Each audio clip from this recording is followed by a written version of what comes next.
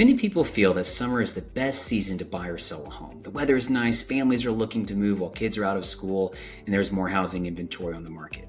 But that doesn't necessarily mean that's the best time for you to buy or sell a home.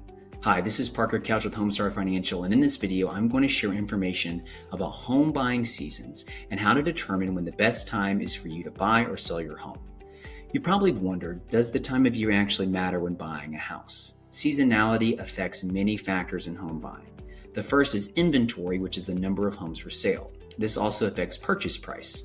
During the spring, there's usually more inventory. However, competition among buyers may cause prices to rise. On the flip side, in the winter, there may be fewer homes in the market, but there may be fewer buyers as well, so home prices might be lower. This is because moving in May may be more difficult in some parts of the country, depending on the weather.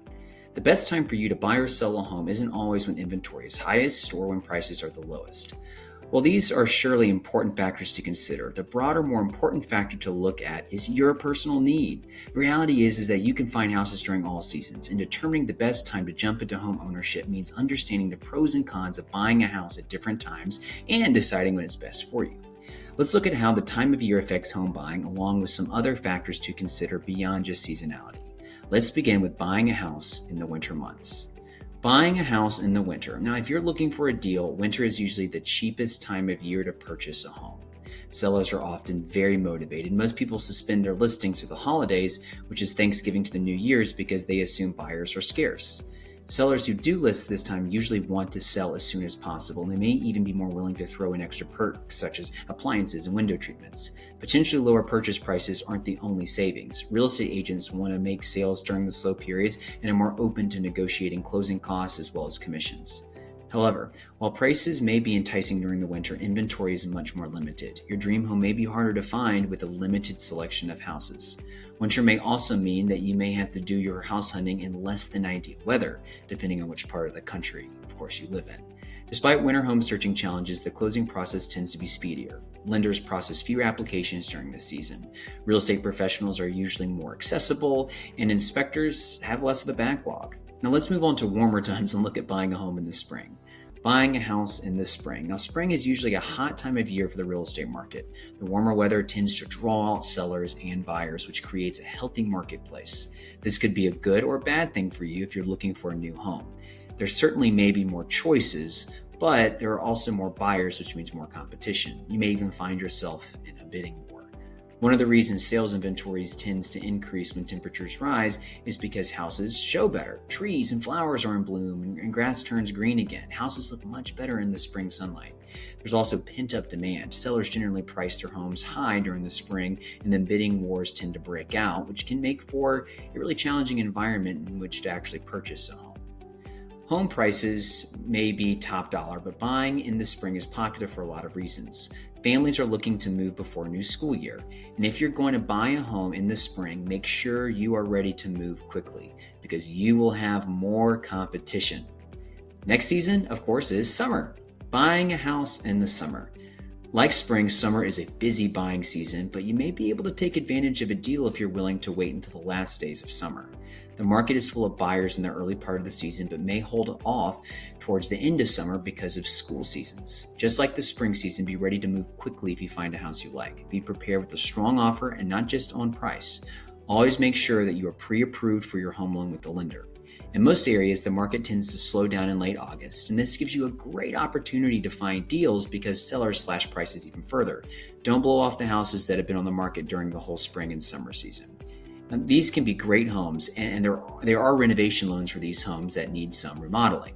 There are many reasons why a home might not have sold during the spring or summer months. It may be as simple as a buyer backing out because their home didn't sell. Regardless, a home that has been on the market for an extended period of time may end up being a great find for you. Buying the summer has its pros and cons, but timing matters a lot. And if you can hold off until the end of summer, deals abound. However, if you need to get into a home before August, expect to pay top dollar and move quickly with your offer. Let's look at our final season though, fall. I'm in my Halloween colors. Buying a house in the fall, and outside of winter, a fall purchase can be ideal for a deal. Once summer ends, sellers get more motivated. They usually lower their prices and provide an opportunity to get a deal. Just like in the winter months, there will be fewer houses for sale in the fall months, but there will also be fewer buyers to compete with. Many sellers want to avoid moving during the holiday season, which gives you more room to negotiate when you want to make an offer. You also get more attention from your real estate agent during the fall. Real estate agents have more free time to spend with you in the autumn months because of a decline in number of sellers. Other factors to consider besides seasons. Sure, seasonality plays an important role in the home buying process, but there are other sometimes equally important factors to consider when determining the best time for you to buy a house. Housing market conditions. The real estate market may fluctuate with the seasons, but there are broader market trends that influence housing prices, inventory, and current interest rates. For example, lower interest rates in response to the COVID-19 pandemic and related economic struggles in 2020. Even when house prices are low, you'll want to consider how mortgage interest rates affect your total expenditure over the life of the loan. The savings from a good purchase price may be quickly offset by high interest rate. And with interest rates at historic lows right now, many home buyers are taking advantage of this chance to save big on interest. Even though demand and prices have gone up, plenty of people are finding it a good time to buy a house. Personal readiness is one of the most important factors to consider when buying a home. And so let's talk about that personal readiness. And no matter the season, you'll want to make sure your credit is in good shape. Your debt's under control, and you're working with a great lender like me who can help you through the process and find the best home loan possible for you. Buying a house is a huge commitment, and timing your purchase is so important. Each season brings with it both positive and negative factors when shopping for a home, including inventory, competition, and prices. Ultimately, though, the best time to buy a house and get a mortgage comes down to your own personal readiness. So thanks so much for watching. If there's anything that I can do to help you with your home financing goals, please don't hesitate to call me. This is Parker Couch with Homestar Financial. You can find out more information if you just email me at parker.couch@homestarfc.com, or you can always text me or call me at 770-540-4936. Thanks so much.